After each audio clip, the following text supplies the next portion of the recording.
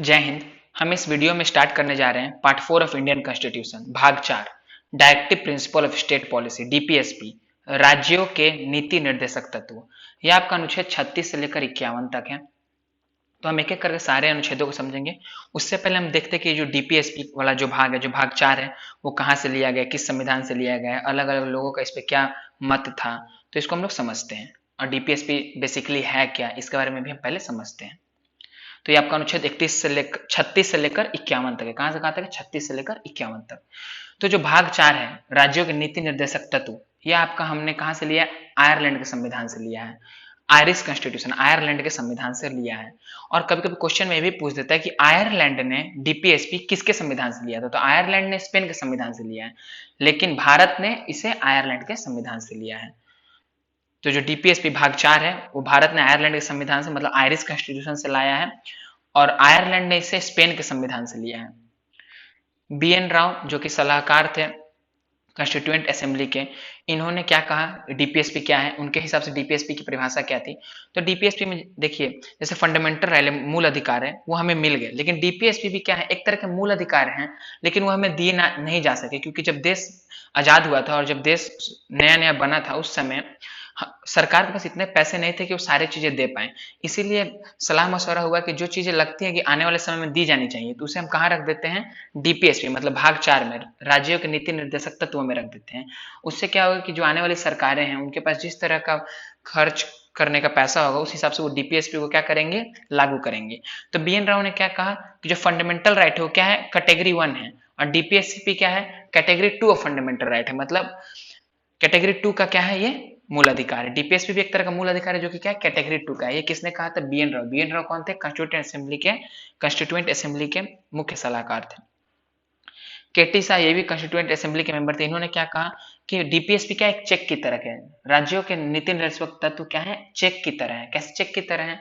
जैसे पहले से चेक पे साइन कर दिया गया, सॉरी, भर दिया गया कि ये इतना पैसा देना है, बस जो जिसको देना होगा उसको साइन कर देगा, मतलब जिसका वो साइन कर देगा वो पैसा पास हो जाएगा। तो जस्ट उसी तरह का है नीति निर्देशक तत्व। भीमराव अम्बेडकर का क्या मानना था नीति निर्देशक तत्वों के बारे में? तो भीमराव अम्बेडकर ने क्या कहा? DPSP is for public welfare. उन्होंने क्या कि जो डीपीएसपी है, जो राज्यों के नीति निर्देशक तत्व हैं, वो किसके लिए हैं? लोक कल्याण के लिए हैं। And it will establish social and economic democracy. और ये क्या करेंगे? सामाजिक एवं आर्थिक लोकतंत्र की स्थापना करेंगे। तो भीमराव अम्बेडकर के अनुसार क्या था? राज्यों के नीति निर्देशक तत्व क्या है? लोक कल्याण के लिए लाए गए हैं, और ये क्या करेंगे? सामाजिक और आर्थिक लोकतंत्र को स्थापित करेंगे इस देश में। तो इस सब तो इसमें हमने अभी तक समझा कि किस किस तरह से अलग अलग थिंकर से क्या सोचना था डीपीएसपी के बारे में। डीपीएसपी कहाँ से कहाँ तक? 36 से लेकर 51 तक है। इसे हमने आयरलैंड के संविधान से लिया है, और आयरलैंड ने इसे स्पेन के संविधान से लिया है। तो चलिए एक एक करके हम लोग एक अनुच्छेद को समझते हैं। तो अनुच्छेद 36 से शुरुआत करते हैं। तो अनुच्छेद 36 में परिभाषा दी गई है, डेफिनेशन दिया गया। तो किस चीज का डेफिनेशन दिया गया है? तो स्टेट, यहाँ पे राज्यों के नीति निर्देशक तत्व बोले हैं। राज्यों के नीति निर्देशक तत्व, राज्य के नीति निर्देशक तत्व। राज्य का मतलब क्या है? राज्य का मतलब क्या? वेस्ट बंगाल, छत्तीसगढ़, बिहार, उत्तर प्रदेश नहीं। यह राज्य का मतलब है central government, state government, public organisation, जैसे ओएनजीसी हो गया, इलेक्ट्रिक बोर्ड हो गया, मतलब इस कुछ भी, मतलब कोई बड़ा ऑर्गेनाइजेशन है, सेंट्रल गवर्नमेंट है, स्टेट गवर्नमेंट है, म्यूनिसिपल कॉर्पोरेशन है, पंचायत है, सब क्या है? राज्य है। यहाँ पर राज्य की परिभाषा में सब क्या फिट बैठते हैं। ठीक है। तो अनुच्छेद 36 में क्या थी? परिभाषा थी, डेफिनेशन था। अब आते हैं अनुच्छेद 37 पर, आर्टिकल 37। आर्टिकल 37 में क्या बोला है? जो डीपीएसपी है, सरकारें लागू करें या ना करें, तो इसके लिए हम ये डिबेटेबल और इन्फोर्सिबल नहीं है। जैसे कि फंडामेंटल राइट का, जैसे फंडामेंटल राइट का हनन होता था तो हम कोर्ट जाते थे, कोर्ट क्या बोलती थी? नहीं, इनका फंडामेंटल राइट इनको दीजिए। अगर छीना जाता था तो उसको इन्फोर्स कराती थी। लेकिन डीपीएसपी के साथ ऐसा नहीं है। डीपीएसपी अगर आपको नहीं मिलता तो आप कोर्ट नहीं जा सकते। इसीलिए क्लियरली लिख दिया, it is not debatable and enforceable in court. और अनुच्छेद 36 में और क्या बोला है कि ये आपके जो राज्य हैं, मतलब जो राज्य है, सेंट्रल गवर्नमेंट हो चाहे स्टेट गवर्नमेंट हो, चाहे आपकी जो अथॉरिटी है, उसके मत पर, मतलब उसके डिस्क्रिप्शन पर डिपेंड करता है कि वो आपको डीपीएसपी देगा कि नहीं देगा। मतलब गवर्नमेंट पर डिपेंड करता है कि वो डीपीएसपी देगी कि नहीं देगी। तो अनुच्छेद 36 में परिभाषा बताया कि राज्य का मतलब क्या है।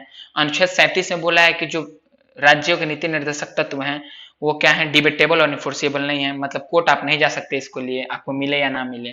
और ये किसके ऊपर डिपेंड करता है? तो जो स्टेट है उसके ऊपर डिपेंड करता है कि वो नीति निर्देशक तत्वों को लागू करेगी या नहीं करेगी। इसके लिए हम उसे फोर्स नहीं कर सकते, हम कोर्ट नहीं जा सकते। अब आते हैं अनुच्छेद 38 पर। 38 में किस चीज के बारे में चर्चा? सामाजिक, आर्थिक एवं राजनीतिक न्याय की चर्चा। तो आपको पूछता है कभी कभी किस अनुच्छेद में सामाजिक, राजनीतिक एवं आर्थिक न्याय की चर्चा है, तो अनुच्छेद 38 या भाग 4 में। ठीक है। अब आता है अनुच्छेद 39 पर। अनुच्छेद 39 में क्या बोला? स्त्री पुरुष के समान कार्यों के लिए समान वेतन। मतलब जो मेन और वुमेन है उनके अगर एक टाइप का इक्वल वर्क टाइप का काम है, सेम तरह का कार्य है, तो उनको सेम तरह के वेतन मिलने चाहिए। आपने बहुत जगह देखा होगा कि अगर पुरुष वो काम करता है और महिला वही काम करती है, तो महिलाओं को क्या कम वेतन दिया जाता है उसी काम के लिए। ठीक है। तो इसमें आर्टिकल 39 में क्या बोला? स्त्री पुरुष के समान कार्य के लिए समान वेतन। तो कुछ कुछ इसमें पॉलिसीज के बारे में चर्चा की गई 39 में, जो कि दोनों को बराबर दिए जाने चाहिए। अब भाई 39 का क, 39 का ए, इसमें क्या है? Equal justice and free legal aid. इसमें क्या बोला? Equal justice and free legal aid की चर्चा। 39 का ए में क्या है? सामान्य न्याय और निःशुल्क विधि सहायता। सामान्य न्याय मतलब सबको समान न्याय, इक्वल जस्टिस मिलना चाहिए, और साथ साथ निःशुल्क विधि सहायता मतलब free legal aid. Free legal aid, निःशुल्क विधि सहायता, बिना पैसे के क्या मिलना चाहिए? उसको लीगल एड मिलना चाहिए, उसको लॉयर, पब्लिक प्रोसिक्यूटर प्रोवाइड होना चाहिए किसी व्यक्ति को। अनुच्छेद 40 में ग्राम पंचायतों की चर्चा है, ग्राम पंचायत की चर्चा है। तो जैसे शुरुआत में जब हमारा संविधान बना था तो उस टाइम ग्राम पंचायतें हमारे देश में नहीं थी, सिर्फ सेंट्रल गवर्नमेंट थी, स्टेट गवर्नमेंट थी, ग्राम पंचायत कोई डिवीजन नहीं था। लेकिन अनुच्छेद 40 में दिया गया था कि ग्राम पंचायत हो सके तो आगे लागू की जा सकती है। तो ग्राम पंचायत में उसी टाइम लागू करने की बात थी, लेकिन गांधी जी और अंबेडकर में विवाद हो गया। गांधी जी का कहना था कि ग्राम पंचायतें जरूरी हैं क्योंकि वहां से ही लोग सीखेंगे किस तरह से अपने आप को एडमिनिस्टर करना है। लेकिन अंबेडकर का क्या मानना था कि अगर गांव में ग्राम पंचायत बना दी गई तो जो फिर से जो चीज के लिए हम लोग लड़ रहे थे वही चीज हो जाएगा। क्योंकि क्या होगा, गांव में जो बड़े धनी लोग हैं वही क्या करेंगे? ग्राम पंचायतों में खड़े हो जाएंगे, पैसे का लालच देकर जीत जाएंगे, उसके बाद जो दबा हुआ तबका है उसको क्या करेंगे? शोषण करेंगे। अंबेडकर का यह कहना था। तो उस टाइम नहीं हो पाया, लेकिन बाद में 1959 में 2 अक्टूबर को राजस्थान पहला राज्य बना जिसने ग्राम पंचायत को अडॉप्ट किया। First state to adopt gram panchayat is Rajasthan. तो क्वेश्चन पूछता है कि राजस्थान तो 2 अक्टूबर को क्यों चुना? क्योंकि उस दिन गांधी जयंती थी, गांधी जी इसके पक्ष में थे, पक्षधर थे, इसीलिए 2 अक्टूबर 1959 को ही क्या किया? राजस्थान ने पहली बार ग्राम पंचायत को अपने लागू किया स्टेट में। तो आज के लिए बस इतना ही, मिलते हैं नेक्स्ट वीडियो में।